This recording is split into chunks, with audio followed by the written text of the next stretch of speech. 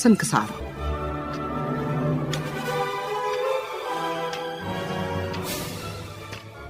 በየጊዜው በየወቅቱ በየሥርዓት በየቤቱ ታሪክ አለ፣ ባህል አለ፣ እምነት አለ፣ ሕይወት አለ። ነውንም ነበርንም ለማወቅ በስንክሳር ኅብር ያላቸው ዶኪመንተሪ ዝግጅቶች ይቀርባሉ። ስንክሳር ዘወትር እሁድ ከ6 እስከ 7 ሰዓት በእናንተ ሬዲዮ በሸገር ኤፍኤም 102.1 ስንክሳር። ፓስቲ የብዙዎች ትዝታ። ጋሽ ሙሪድ በፓስቲ ንግድ ከ50 ዓመት በላይ። ከሰፈር ጓደኞቼ መካከል ሰኢድ አህመድ ብዙ ጊዜ ብስኩትና ፓስቴ ከሚያበሉኝ ልጆች አንዱ ነው። ታዲያ አንድ ቀን ለምንድን ነው የኔን ፓስቴ ብቻ እየበላህ አንተ ፓስቴ የማትገዛው ብሎ ቢጠይቀኝ ወላጆቼ ገንዘብ እንደሌላቸውና ፍራንክ እንደማይሰጡኝ ነገርኩት። እናቴ በከረጢት ብዙ ገንዘብ እንደምትይዝ ማየቱንና አውልቃ ስታስቀምጥ መውሰድ እንደምችል ነገረኝ። በዚህ መሠረት አንድ እሁድ ጠዋት እናቴ ከቤተክርስቲያን እንደተመለሰች ከረጢቷን አውልቃ ትራስ ስር ስታስቀምጥ ተከታትዬ ያየኋትና ቡና ለማፍላት ከዘመዳችን ጋር ሽር ጉድ ስትል ከረጢቱን ከትራስ ስር አውጥቼ ጓሮ አስቀመጥኩት። ከረጢቱ ወደ ነበረበት ቦታ ተመልሼ በመሄድ አንድ ባለ 5 እና ባለ 10 ሳንቲም አውጥቼ ከድንጋይ ስር ካስቀመጥኩ በኋላ ከረጢቱን ካነሳሁበት ቦታ በማኖር በብብቴ ይዤ ወደ ቤት ተመለስኩ። በዚህ ጊዜ ከቤቱ መግቢያ አጠገብ ከእናቴ አንጻር ቡናውን ልትቀዳ የተቀመጠችው ዘመዳችን መተላለፊያውን አጥበባብኛለች። እግሬን ሳነሳ ከረጢቱን የያዝኩበት እጄም አብሮ ተነሳ። ከረጢቱ ከሳንቲሞቹ ሻሿታ ጋር መሬት ላይ ሲወድቅ እናቴ ደንግጣ እግሬን አፈፍ አደረገችው። ከዚያ በኋላ የደረሰብኝን ቅጣት ዝርዝር ማተቱ የሚያሰለች ይሆናል። ኩርፊያ የሸፈነው ፈገግታ። ስዩም ወልዴ ራምሴ። መቼም ሾላ ሲወለዱ የቤት ፓስቲ ያልበላ የለም። የሙሪድን አሁንም እበላለሁ። የሚገርም ነገር ሙሪድ ያኔም በኃይለ ሥላሴ ጊዜም የነበረ ብስኩት ሻጭ ነው። አሁንም አለ ብስኩቱን እየሸጠ። ያኔ 5 ሳንቲም እምበላው ብስኩት ያሁኑን 3 ያክላል። አሁን ግን 8 ብር ነው ብስኩቱን እምበላው። የዛ ትዝታ ስላለ ግን የብሬ ነው። ወደ ስራ ሴት ጧት ከመጣው እስከነከረማቴ ገብቼ ቆሜ ከሙሪድ ጋር እየቀለድኩ ብስኩት በልቼታል። ያኔ ሙሪድ ፓስቲ ብቻ ነበር የሚሸጠው። ይሄ ድንች ምናምን አለ። የ10 ሳንቲም ድንችና ቀይ ስር፣ 15 ሳንቲም ፓስታ ካይ አመጣው። ሹካና ማንኪያ ነፃ ወጣ ተባብለናል። እንዴት 5 ሆነ 5 ፓስታ አዘዘን። እሺ ግን የምታመጣው አንዱን ነው እና በሹካ ልንበላለን። ነፍሱን ይማር ሞታል። ሲያቀተው ሹካና ማንኪያ ነፃ ወጣ። በእጃችን ግን ገብተንበታል።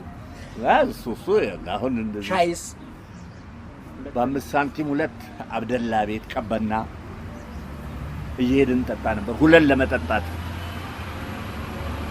ቀበና በ15 ሳንቲም እንጀራ ወጥ 2 አይነት ወጥ። አይ እሱ ያኔ ህመም የለውም። የሚገርምህ አሁን እኔ ገዋና ብላ ብትለኝ የትን ቤት ገብቼ ብላታለች። የእኛ ዘመን አረቦች ሌላ ይታወቁበት የነበረው በፓስቴ ንግዳቸው ነው። ተዘውትሮ ይሁን አልፎ አልፎ ያኔ የነበሩ ልጆች የአረብ ፓስቲ ሳይበሉ የቀሩ መኖራቸው ያጠራጥረኛል። አንዱን ፓስቲ የምንገዛው በ2 ፍራንክ ነበር። ገንዘቡ ካለን ደጋግመን እንበላለን። ሁሌ ግን ፍራንክ ስለማይገኝ የፈለግነውን ያህል ለመብላት አንችልም። ትኩስ ፓስቲ ይሰራ የነበረው ከፊት ለፊታችን እንደቆምን ነው። በብረት ምጣድ የፈሰሰው ዘይት ሲንተከተክ የተሞለሞለውና እንደ ላስቲክ የሚሳበው ሊጥ መሳይ ዳቦ ይጨመርበታል። በእንጨት ወይም በብረት አጭር ዘንግ ገልበጥ ተደርጎ በዝርግ ሳህን ላይ ይደረጋል። ከዚያ የተሰለፈው ሰው በየተራ እያነሳ ይወስድና ለገንዘብ ተቀባዩ አረብ ይከፍልና መግመጥ ይጀመራል። አቤት ሲጣፍጥ! መርካቶ አካባቢ የነበረው አብዱ ፓስቲ ቤት በዝነኛነቱ በዚያን ጊዜ ይታወቃል። ተክሉ ታቦር፣ ግለ ታሪክ በተክሉ ታቦር 2010 ቤት ከልጅነታችን ጀምሮ ሰፈር ውስጥ ስናድግ ያለ ነው። እኔ ከደረስኩ ጀምሮ 10 ሳንቲም ነው የማውቀው። ከ10 ሳንቲም ጀምሮ ቤተሰብ ያው ተደብቀንም ኦፊሻሊ ብስኩት መብላት አስቸጋሪ ነው። ብስኩት ቤትም ተገኙ ከተባለ ያው ቤት የሚደርሰው አስቸጋሪ ነው። ስለዚህ ያው ተደብቀንም ምንም ብለን በዛ በዚህ ብለን ኳስ ተጫውተንም የምታገኘው 10 ሳንቲም ከተገኘች በዛች ያው ፓስቲ እንበላለን። በጣም ጣፋጭና አንድ ፓስቲ ከበላ በጣም ትልቅ የዛ ጊዜ የልጅነት ጊዜ ያጠግባል። ዳቦ እንደዚሁ 10 ሳንቲም ነው ይሸጣል። ግን አብዛኛውን እኛ የምንበላው ብስኩቱን ነው። ጮርናቄም የሚባል አለ የተጠፈጠፈ። ሌላው ድንች ሳህን ነው። እኔ በደረስኩበት ጊዜ አንድ ሳህን ድንች ከአንድ ዳቦ ጋር 35 ሳንቲም ነው።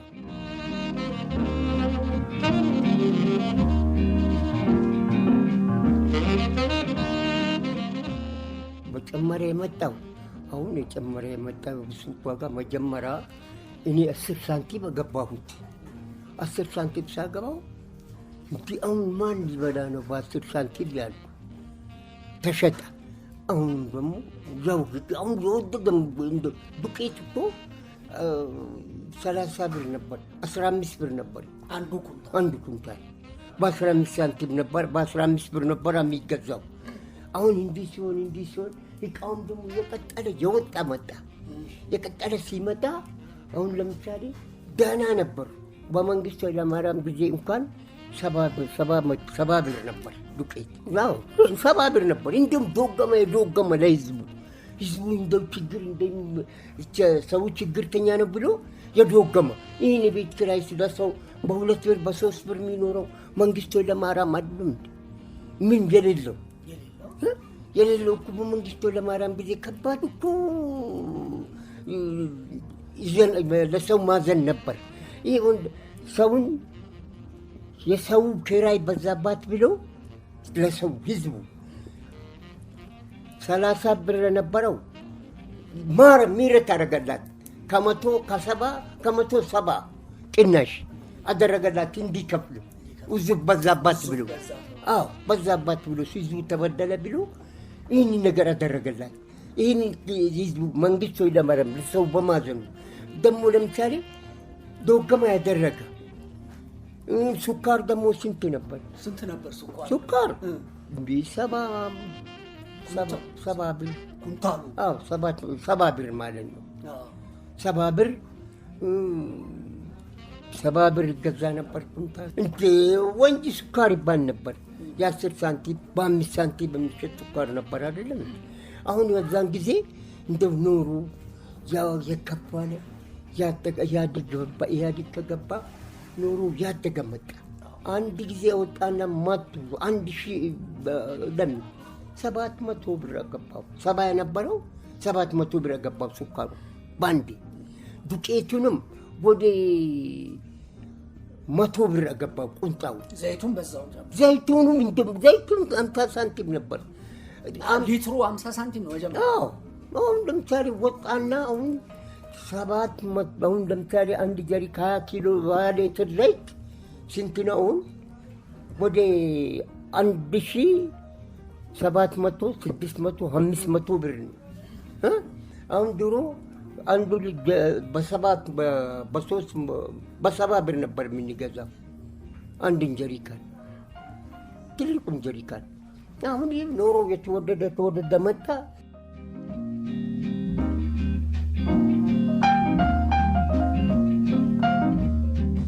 ለመጀመሪያ ጊዜ የአዲስ አበባ ማዘጋጃ ቤት ሕዝብ ቆጠራ በክረምት ወራት ሲያዘጋጅ ከሰፈራችን ልጆች ጋር ለ1 ወር በ5 ብር ደሞዝ ተቀጥሬ ሰርቻለሁ።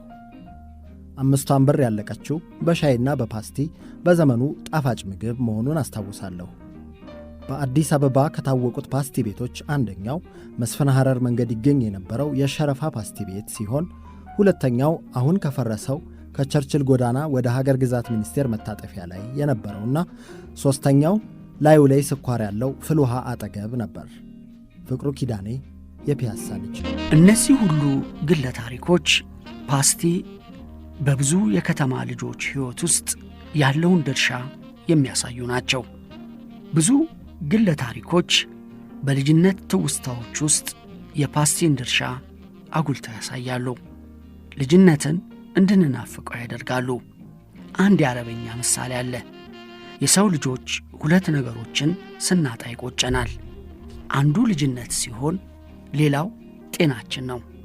ፓስቲ በግፉም በደጉም ያለፈ ትውስታው ውስጥ ይገኛል።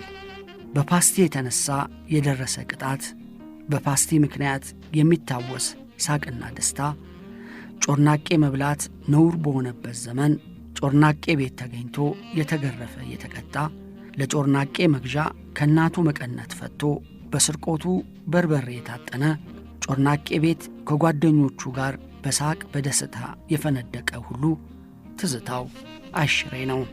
ልጅነት እጅግ የላቀና የደመቀ ሕይወት ነው። ማርም እሬትም በሆነው የልጅነት ወቅት ለከተማ ልጆች በተለይ ለአዲስ አበባ ከፓስቲ ተለይቶ አይታይም።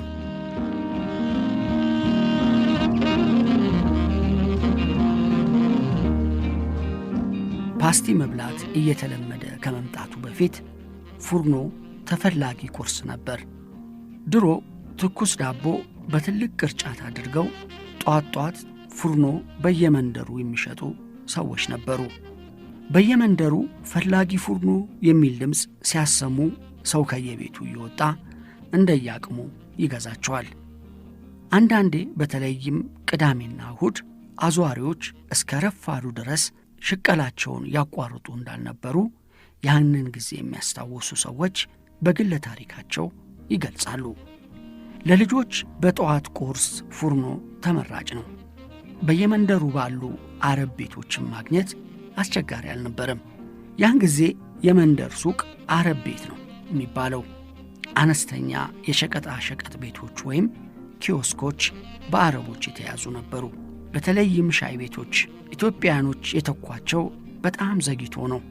ተክተው ቢገኙም ለረጅም ዓመታት እንደ ልማድ ሆኖ ዕቃ እንዲገዛ የተላከ ልጅ ሂድ አረብ ቤት ገዝተህና ይባል ነበር። አረብ ቤት ገዝተና የሚለው የቤተሰብ ትእዛዝ በአንዳንድ ስፍራ እስከ 1950ዎቹ መጨረሻ ይዘወተር ነበር። እነሱን የተኳቸው በታታሪ ሠራተኝነታቸው ከሚታወቁት ኢትዮጵያውያን መካከል ጉልህ ስፍራ ያላቸው የጉራጌ ብሔረሰብ አባላት ናቸው። እነዚህ ትጉሃን አረቦቹ ይጠቀሙበት የነበረውን ዘዴ አብዛኛውን ተጠቅመውበታል። ለምሳሌ የሚያድሉት ከሚነግዱበት ሱቅ ጋር ተያይዞ በተሠራው ክፍል ውስጥ ነው። የፓስቲ ንግድ ዕውቀትን የቀሰሙት አረቦቹ ቤት ተቀጥሮ በመሥራት አስተውሎ ዕውቀትን በመቅዳትም ነበር። በአዲስ አበባ ፓስቲ የሚሸጥባቸው ቤቶች በተለያዩ አካባቢዎች ነበሩ። ትውስታዎቹም እንደዚሁ በተለያዩ አካባቢዎች በተለያዩ ፓስቲ ሻጮች ላይ ይመሠረታል። ዛሬ ፈልጌ አስፈልጌ ያገኘሁት ፓስቲ ቤት የሚገኘው ሾላ ገበያ ነው። ሙሪድ ሻይ ቤት ከ50 ዓመታት በላይ ያስቆጥሯል በፓስቲ ንግድ።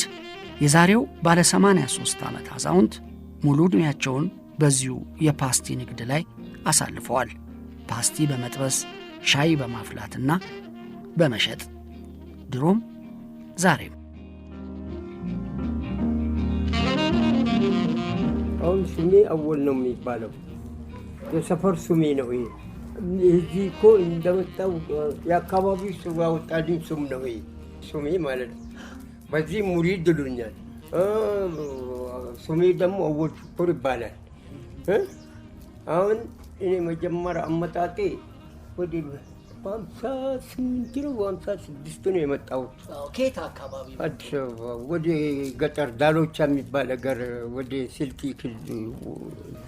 ክልል ማለት ነው። ከዛ ነው የመጣሁት። ሲመጣ ከመጣው ወደ ሌላ የሰው ቤትም አልገባሁም። ስራ ጀመርኩ። ምን ስራ ጀመሩ? ሻሽ እንደዚህ ሻሽ ይባል ነገር ሴቶች የሚጠመጥሙት የድሮ ሻሽ ንግድ ነበርኩ። ሻሽ ያዞርኩ። ሌሊት ወደ አዛን ሲብል ወደ 11 ሰዓት ገደማ አውቶቡስ ተራ አመድ ገበያ የሚባለው ቦታ እዛ ወጥቼ ወደ በ11 ወጣና በ11 ወጥቼ በሰራ ነበር። ወጥቼ አውቶቡስ ተራ ወደ ደሴ ወሎ ምናምን የሚሄደው ሰው ሻሽ ነግድ ነበር። ሻሽ ነጋዴ ነበርኩ ማለት ነው። የሴቶች ጥምጣም ያገድሩ ይሄንን ሲሰራ ከአንድ ጓደኛዬ ጋር ነበር የምንቀመጠው አንድ ቦታ ተከራይተን እዛው እንቀመጥ ነበር። ሻሹን እኔ ነግዳለሁ ሻሽ፣ እሱ ዳቦ ያዞር ነበር። እኔ ሻሹን ነገድኩ። ደግሞ ተመልሼ ወደ 2 ሰዓት ሲሆን ተመልሼ ወደ ቤት መጥቼ ቡና ጠጥቼ ሻይ አፍልተን ጠጥተን ተጫውተን ዳቦ ገዝተን በልተን ተመልሼ ወጣ ነበር። እንዲህ የሰራው ቆየንና ከቆየው በኋላ ሻይ ቤት እስቲ ንክፈት ብለን አባኩራን ሰፈር ነበርና ከአባኩራን ሰፈር ስንዞር ሻይ ቤት የእንግሊዝ በር አንድ ይቺ ነው የአሁኗን ቤት ያሁን ውቃ አገኘንና ከአንድ ሰው ገዝተን ነገድነ። ሻይ ብቻ ነው ያን ጊዜ? አዎ ሻይ ብስኩትም አለ፣ ሁሉም ነገር ራሳችሁ ሙሪድ ነው የሚባለው። አሁን እኔ ሰው የሚያውቀኝ በሙሪድ ነው። ራሱት ነው ብስኩቱን የሚጋግሩት? ግራሴ ነው የሚጋግሩት። ልምድ ከየት ለመዱት? እንደው መጀመሪያ ልምዱ ከየት መጣ? ያው እንደው እንደ ልምድ ከአንድ ቤት እንደው እንገባ ነበር። አንድ ሰውዬው ነበር አጠገባችን የምንኖርባት ቦታ። በዛው ያየን ጀመርነ፣ ለመድ ነው።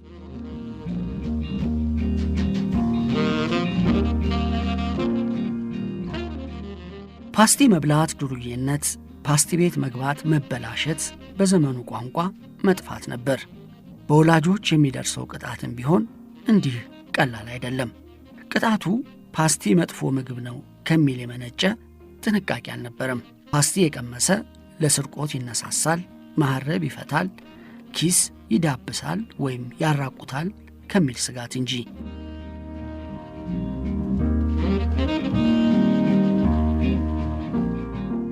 ይባል ነበር። እሱ እንደው እኮ አለማወቅ፣ ዱርዬ አይደለም። ዱርዬ ምንም አሁን ለምሳሌ አሁን እንደው አለማወቁ ነው። የሞኝነት ጊዜ ነው፣ የሞኝነት ጊዜ ነው። ጮርናቄ በላ የሚባለው አሁን እኮ ሁሉም እኮ ይሄን ነው የሚበላው። ሁሉም ቤት ድረስ ጠቅላላ ቤት ነው የወሰዱ የሚበሉት። አሁን ጠቅላላው አሁን እኔ ለምሳሌ ወደ 83ኛዬን ይዣለሁ። እድሜ አሁን ለምሳሌ አሁን መንግስቱ ነዋይ ጊዜ ትልቅ ጎረምሳ ልጆችን ይዤ እንደ ረብሻ ወጣ ተባለና ልጆችን ይዤ ወደ ጋራ ሰዎች አልነበሩ። ያን ጊዜ ትልቅ ጎረምሳ ነኝ። አሁን 80 ቀኑን ባላውቀውም 83ኛዬን ይዣለሁ።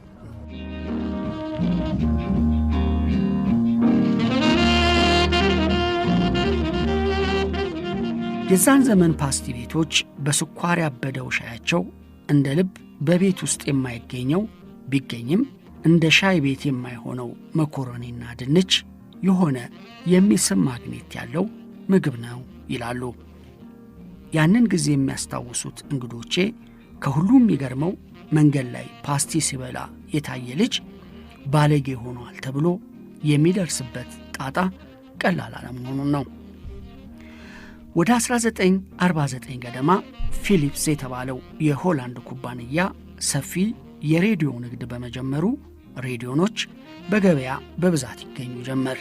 ብዙ ሕዝብ ሬዲዮ ገዛና በማይጨውና በሌሎችም አደባባዮች በወናፍ ሬዲዮ የሚያዳምጠው ሰው እየተመናመነ መጣ። በየጊዜው በሀገሪቱና ከሀገሪቱ ውጪ የሚፈጠሩ ክስተቶችን ለመከታተል ሬዲዮና ቴፕ የሚገኝበትን ቦታ ማሰስ ተጀመረ። ሻይ ቤቶች ለዚህ ጉዳይ በልጆችና በወጣቶች ተመረጡ። ቡና ቤቶች ደግሞ አዋቂዎች የሚሰየሙባቸው ሆኑ። የክቡር ዘበኛም ሆነ የሌላ ሙዚቀኞችን ዘፈኖች ለመስማት በተለይ ሻይ ቤቶች ቴፕ ስላላቸው ጢቅ ብለው ይሞሉ ጀመር። በጊዜው ገናና የነበሩት ሪክ ኒልሰን፣ ፓት ቦን፣ ፋትስ ዶሚኖ፣ ናት ኪንግ ኮል እንዲሁም የኤልቪስ ፕሪስሊም ዘፈኖች መገኛቸው ሻይ ቤት ሆነ። እናም ዘፈንን ብሎም ሻይ ቤት መሰየም የተጀመረው ያኔ ነው።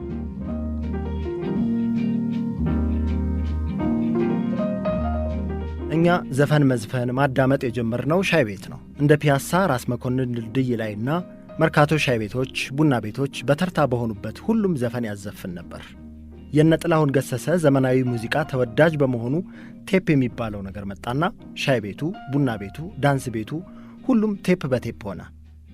የክቡር ዘበኛ ኦርኬስትራ ዘፈኖችን ለገበያ ሲለቅ በየሻይ ቤቱና ዳንስ ቤቱ ሁሉ ቴፕ በቴፕ ሆነ።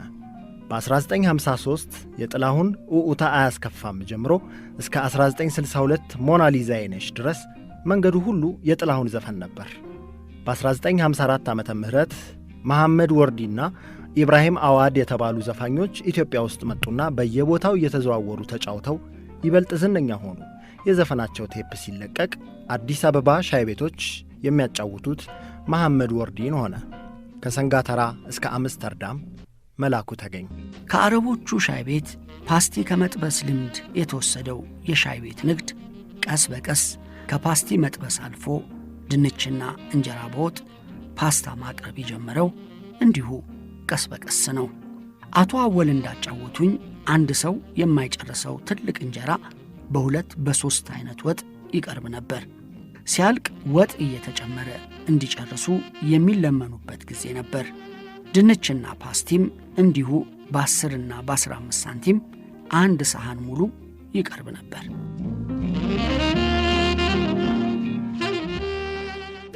ድንች በ10 ሳንቲም ድንች ትልቁ ጎርጓዳ ሳንቲም እንደ እሱም እንዲህ ተከምሮ ነበር እንደዚህ የሚሰጠው ለሰው። እንደ ድንች እነ ጠጋዬ እሸቱ እንደዚህ ድንች ሊጡ ነበር። ድንች ሊጡ ነበር። ድንች እንደው 3 ሊጦ ከ5 ሊጦ 3 ይበላ 1 ይበላ ነበር። የሰፈሩ የአካባቢ ሁሉ እንዲህ ሲሆን አሁን ለዚህ ደርሰን እዚህ ላይ አለን።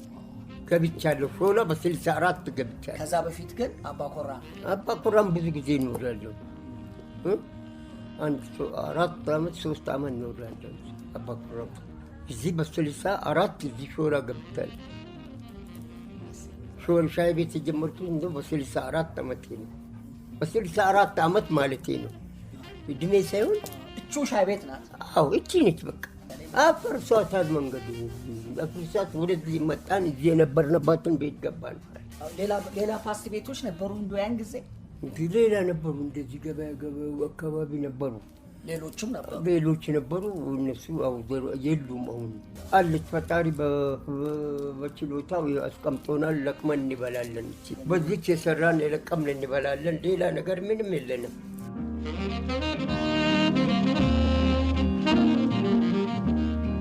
ሲሆን አሁን እኔ ያው የድሮውን ስራዬ ብንደበት ከእርጅናዬም ያውልኝ አሁን አለቀኩትም የሰራው ነኝ።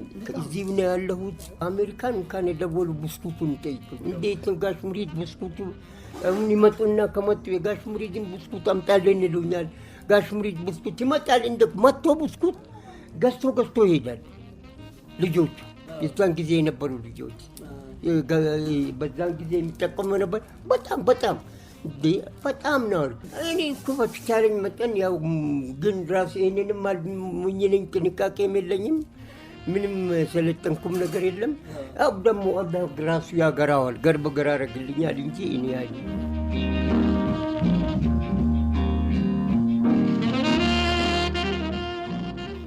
በኋላ እንጂ ይላሉ አቶ አወል። ድሮ ፓስቲ እዛው ይበላል እንጂ ወደ ውጭ ተይዞ አይካሄድም ነበር። ምክንያቶቹ 2 ናቸው። አንዱ ያው ነውር ነው ተብሎ መታመኑ ነው። ሁለተኛው ዘይቱ ምች ያማታል ወይም በፀሐይ እየበሉ ከሄዱ አፍ ስለሚያቆስልም ነው። ልጅ ሆነን ባለ 10 ሳንቲሙ ጊዜ ለመብላት ያው ከየት የማይገኝ 35 ሳንቲም። ስለዚህ እየቆየ እያደገ ስንሄድ የ35 ሳንቲሙ ላይ ደርሰናል። ያኔ ጋሽ ሙሪድ አሁን አይታችሁ በጣም ሽማግሌ በጣም ጎልማሳ ነው። ታታሪ ነው። በጣም ታታሪ ነጋዴ ነው። ለስራው ማለት ነው። እዛ ለሚሰራው ስራ የዛን ጊዜ አሁን እንግዲህ ማሽን ይኖረው ምን ውስጡን አላውቅም። የዛ ጊዜ ግን በሸክላ የተገነባ የብስኩት መጥበሻ ነበር። እዛው ጓዳ ውስጥ ይጠበሳል። እንጨት አለ፣ ምን አለ፣ በጣም ብዙ ነገር። ከጀርባው ሜዳ ነበረ። በነገራችን ላይ በጀርባ በኩል በጋሽ ሙሪድ ጀርባ በኩል ወደ ወንዝ ያስመጣ ነበር። ወደኛ እዚህ አካባቢ ያስመጣ ነበር። እዚህ ከጋሽ ሙሪድ ቤት ጀርባው ደግሞ ሜዳ ነው። ኳስ እንጫወታለን። እዚህ በቃ እንራገጣለን። ከዛ 5 ሳንቲም ታስይዛለህ፣ 10 ሳንቲም ታስይዛለህ። ያችን ካገኘህ ሄደህ ብስኩት ነው። ከዛ በላይ የሚደረግ ነገር አይኖረው።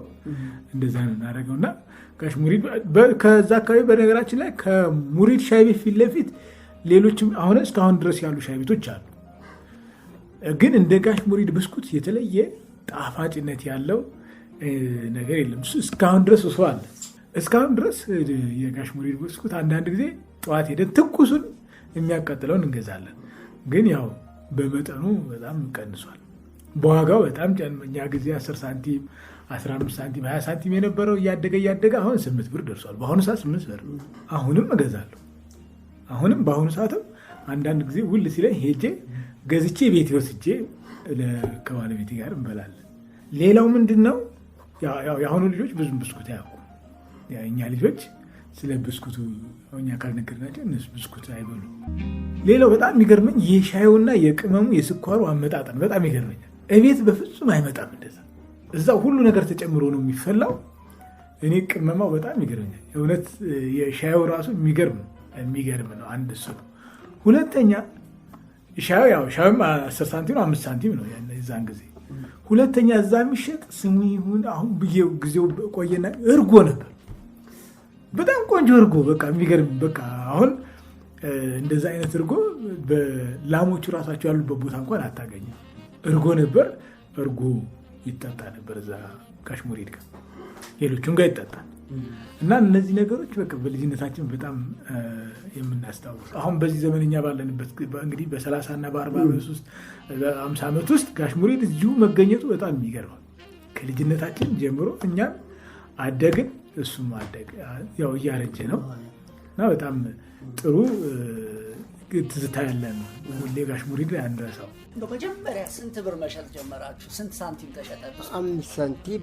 በ5 ሳንቲም እንደው ይሄንን የሚያክለው በ5 ሳንቲም ይሸጥ ነበር። በ5 ሳንቲም ስንሸጥ ሻይ ደግሞ በ5 ሳንቲም ትልቅ ክቡር ዘበኛ ብርጭቆ ሻይ 5 ሳንቲም፣ ብስኩት 5 ሳንቲም። እንደዚህ እንሰራ ነበር። እንጀራ እንሰራ ነበር። እንጀራ በየአይነት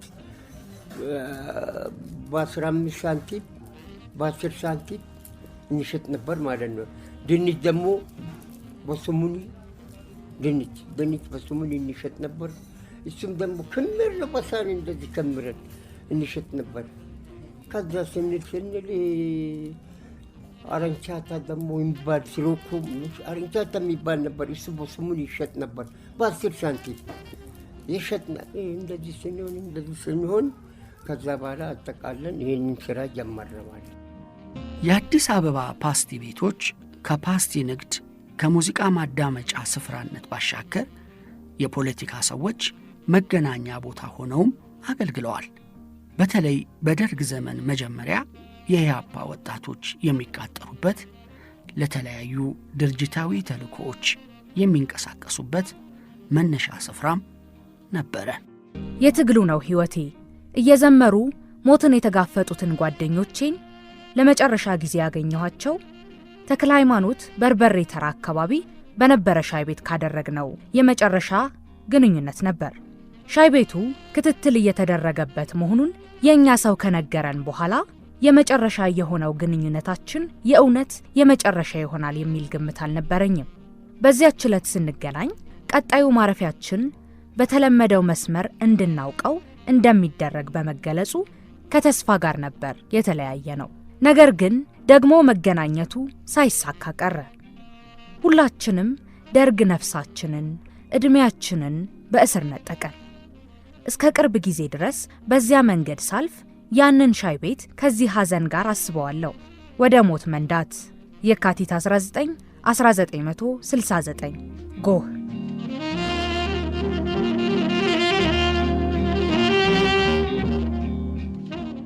ሻይ ቤትና ትግል የተመለከተ በርካታ መረጃዎችን ማቅረብም ይቻላል።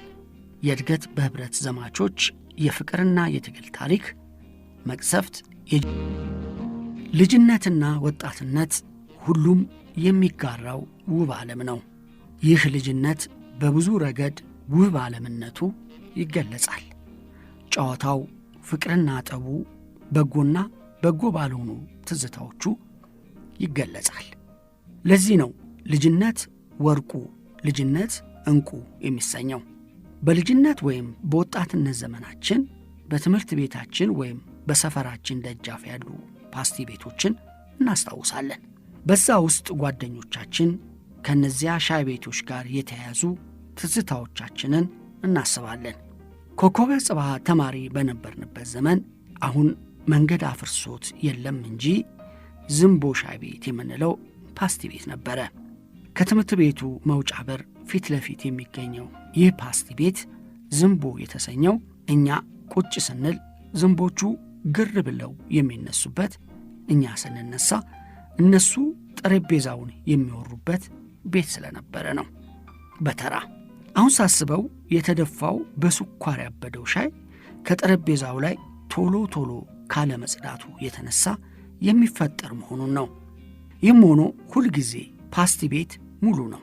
በየፈረቃው ከፈረቃ በፊትና በኋላ ሳንጎበኘው ወደ ትምህርት ቤት አንገባም ነበር። ብዙ የኮከበ ጽባህ የኛ ዘመን ተማሪዎች ዝንቦ ሻይ ቤትን እንደሚያስታውሱ እገምታለሁ። ምንም የማይመስሉ ነገር ግን በሕይወታችን ውስጥ ብዙ ትዝታዎች ያሏቸው በርካታ ነገሮች አሉ። በተለይ ላልነበረው ትውልድ ለመረዳት የሚያስቸግሩ፣ ለነበረው ትውልድ የትዝታ የትውስታ ምንጮች የሆኑ ብዙ ብዙ ብዙ ነገሮችን ማንሳት ይቻላል። ጠዋት ጠዋት ትምህርት ቤት ከመጀመሩ በፊት ብሔራዊ መዝሙር የዘመርን መንገድ ላይ ሆነን መዝሙሩን ከሰማን እንደ ጨው አመድ ባለንበት ቆመን ይቀረን፣ በስጋጃ ቦርሳ በሪንግ ቡክ ደብተር ይዘን የተማርን፣ ደብተራችን በፖሊስና እርምጃው በዛሬቱ ኢትዮጵያና በአዲስ ዘመን ጋዜጦች የለበድን፣ እጅ በጆሮ ተንበርከክ ተብለን ቅጣት የተቀጣን፣ እነዚህ ሁሉ የሕይወታችን አካል ትዝታዎች ናቸው። የመማሪያ መጽሐፍ የመጀመሪያ ገጽ ላይ ኢትዮጵያ ትቅደም ብለን ትምህርት የጀመርን፣ የሳይንስ የፊት ገጽ መጽሐፍ ላይ የእባብ ስዕል ያየን፣ የነ አብዲሳ አጋ፣ የቡልቻ ልብ፣ ታታሪው አየለ፣ ሽልንጌ ሽልንጌ፣ አህመድ ሀዝቱ ዋይፍስ በሚሉ የመማሪያ መጽሐፍት የተማርን፣ የካልሲ ኳስ ያንቀረቀብን፣ ኳስ ተጫውተን በብረቅርቅ ሲጋራ ልጣጭ የተጠቀለለ የበረኪና ዋንጫ የበላን፣ ለካፖርተኒ ኳስ መግዣ ብር ያጠራቀምን፣ ኳሱን ጎሚስታ ወስደን ያስለጠፍን ያስነፋን፣ እነዚህን ሁሉ የሕይወታችን አካል ትዝታዎቻችን ናቸው። እርግጫ የተጫወትን፣ ብይ ጠጠር፣ ሱዚ፣ ፔፕሲ ዲሞ የተጫወትን፣ ኮቾሮ፣ ኦፖፕና ጦር ማስቲካ፣ ጠጠር ከረሜላ፣ ጉንፋን ከረሜላ፣ ዱላ ከረሜላ፣ ሜንት ከረሜላ የበላን፣ በከለር ያበደ ዳቦ ቆሎ ተደብቀን የገዛን፣ ከልክል ብስኩት ስንበላ ተገኝተን በርበሬ የታጠንን፣ በሳማ በአለንጋ በቀበቶ በሲሊፐር ተገርፈን፣ በቁንጥጫ በኩርኩም የተቀጣን፣ ብዙ ስልክ ቁጥር በቃላችን የመሸምደድ በስክሪንም ገፋ ቢላል። ይሄ እስካሁን አሁን ጡረታ የምንወጣባት ሰዓት ነው። ጡረታ መንግስት እኮ የሌላ ሀገር ቢሆን ጡረታ የሚጠብቅበት ሰዓት ነው። የሌላ ሀገር ቢሆን አሁን እኛ ሰንጦርም በይታ ሀገራችን የምናስተካክል ለሀገራችን የምንረዳ ሰው አላህ አድርገን። የዛሬው መሰናዶዬ ይሄው ነበር።